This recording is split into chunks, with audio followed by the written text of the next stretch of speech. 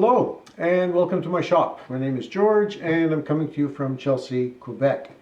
Now, just a few days ago, Kevin of krtwood published an appeal for Secret Santas. Now, just a little sideline here. If you don't know about krtwood, it's a channel that I do recommend highly.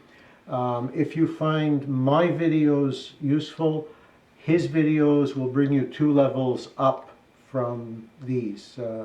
They're well worth subscribing to. Anyhow, so he appeals for Secret Santas, and you probably know from the office or from your workplace how Secret Santas work.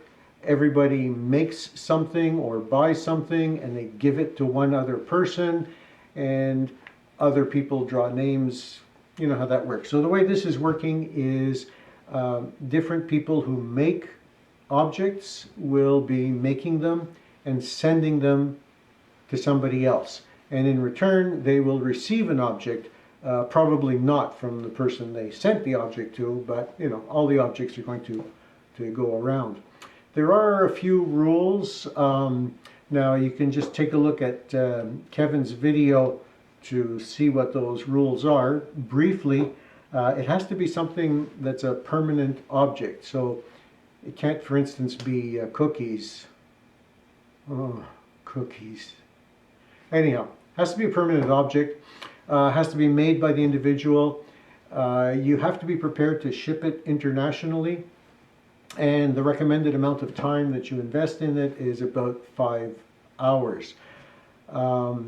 So I thought about what would be an interesting object for a woodworker to receive.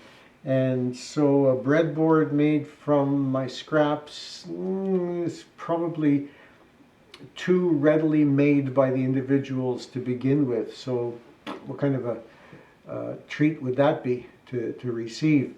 So I thought about it some more, and I thought, well, one thing that I do cherish a lot are my tools, but I can't pull off a smoothing plane in 5 hours. So what could I possibly think of? What could be unique? And then I remembered that I make a lot of 3D printed tools. Now, even though I have some fine measuring and marking tools, for instance, a combination square made by Starrett, a 6-incher, that's just lovely. Sometimes when I'm working with small pieces, I like the weight of a plastic marking tool. They're just so easy to manipulate. If you're making small boxes, for instance, they're so easy to position, to hold into place. They don't, you know, because of their weight, they don't go off balance on you. And I thought, yeah, why don't I just take some of those 3D printed tools that I find useful and make a few of them and send them off. So that's what I decided to do. I have in the package, I'm going to have a tool that lets you mark the center of a board along its edge. For example, if you want to resaw it or drill some dowel holes right in the center. So center marker of that sort. Another kind of a center marker would be a center marker for a dowel. So let's say you want to find the center of a circle on a dowel. So that would be the other one. And then a couple of marking guides for dovetails. A 1-in-6 for softwood and a 1-in-8 for hardwood. So that's what I'm going to send off.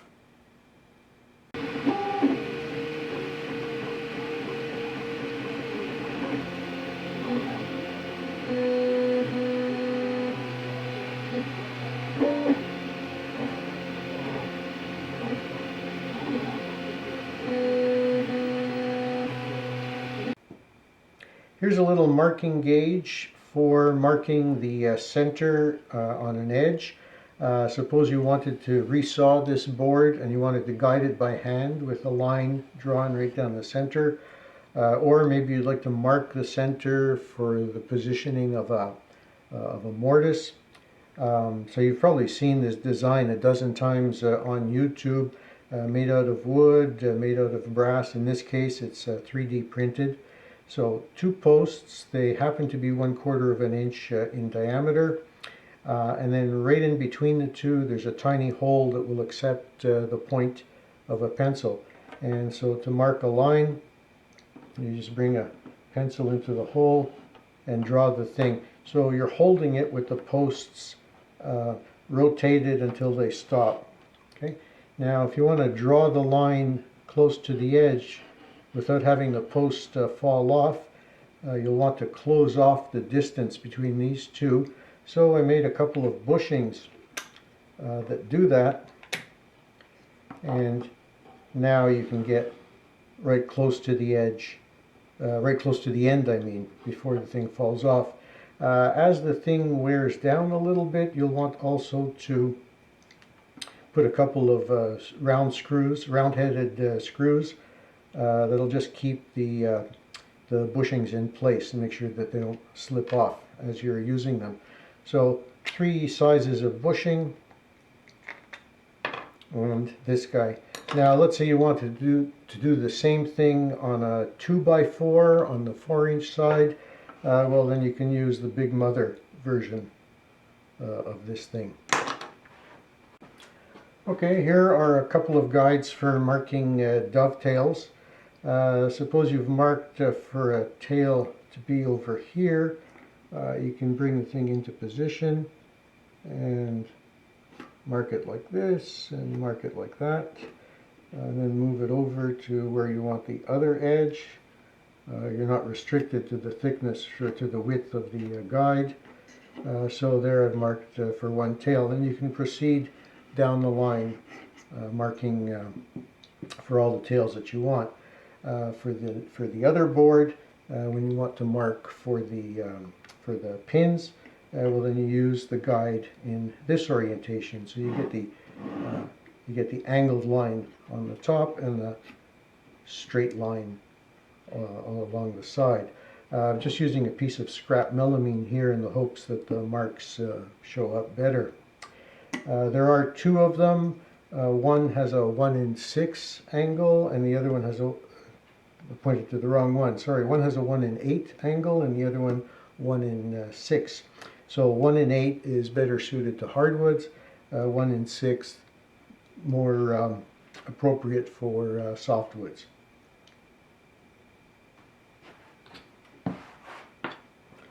And here's a center finder for dowels.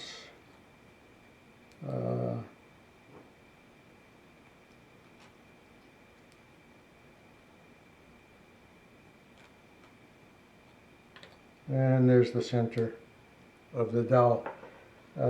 Center finder like this is approximately about 1.5 inches, let's say. So you could find the center of a dowel with a diameter of up to about 3 inches, or ballpark 75 millimeters. Okay, so that's almost a wrap. A couple of things I forgot to mention. The first thing for everybody, you don't have to be a content provider in order to participate in KRT Wood's Secret Santa. All you need is a Google account to receive videos, but you don't have to be a video producer to participate. So that's the first thing. Second thing, for the person who receives my little plastic marking gauges, is an apology, because if you're not in Canada, maybe the Robertson head won't be appropriate for you. So feel free to swap out the screw. In other countries, it might be known as a square recess. Here in Canada, it's a number 2 Robertson. Anyhow, if it doesn't work for you, just feel free to swap it out for something that does work. Oh, and the body size is a number 8. So number 8 by 3/8 of an inch in length. So now that is it for me, except of course for make some time for your passion, and if it's at all possible, share it.